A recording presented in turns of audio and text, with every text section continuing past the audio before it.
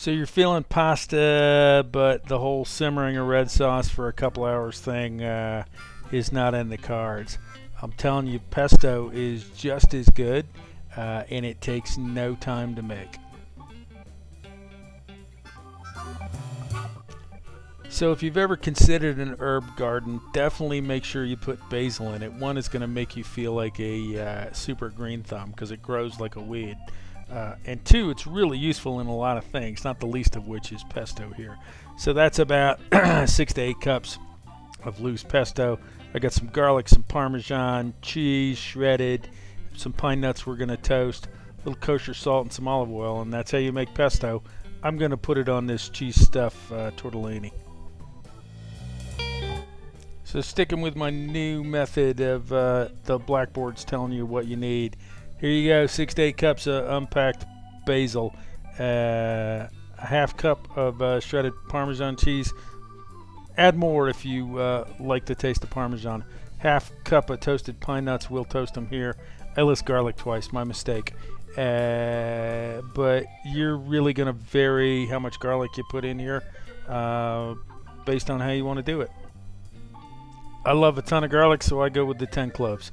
Half teaspoon of kosher salt. Decrease that if you use more Parmesan because Parmesan is salty. And I say a quarter to a half cup of olive oil. It's basically you're going to add olive oil to get the consistency you want. All right, here's the process chalkboard, and it really is that easy. You're going to toast some pine nuts. You're going to put a bunch of stuff in the blender. You're going to blend it up, and then you're going to add the oil and keep blending it up till you get the consistency you want. Poof, you're ready to throw it on pasta. So then let's toast some pine nuts. This really is the most complicated part. Spread some pine nuts on a baking sheet, stick them under a broiler for 3 to 6 minutes until they're brown. That's it. So now we're going to throw a bunch of stuff in the blender. Wow, this is really complicated. So pay close attention because this is really complicated. Not. First I'm going to take my prepackaged garlic cloves. I got about 10 of them here. And you can do 2. In fact, a lot of recipes will call for 2. Or you can do 4 or 5. Or you can do like me and do all 10. I love that. So the flavor is really going to come from the garlic and the Parmesan and the toasted pine nuts. So you're going to, I had to keep that in there because Rose was dancing. You're going to take about half the basil and you're going to shove it into your food processor or blender. And then you're going to add all the pine nuts and you're going to add all the Parmesan and you're going to add all the garlic. And you're going to chew this up into like a fine meal, I think is probably the best way to describe it, because you're not going to add the liquid until it's pretty chewed up first. So I just go into my blender and I hit pulse and I chew this up into a pretty fine meal. And at that point, I'm essentially ready to add the rest of my basil and the oil.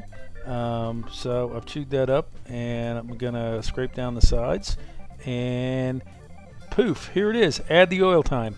So basically you're gonna put the rest of the basil in and pack it down a little bit and then start with maybe a quarter cup of oil. You can eyeball this and you're just going to keep adding oil until you get the consistency you want.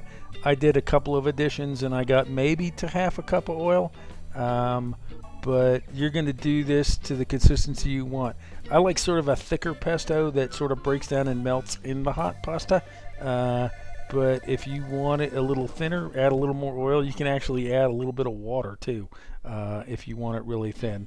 But when you're done, you end up with something like this. Like I said, I like it a little thicker that it'll sort of break down and toast well with the pasta.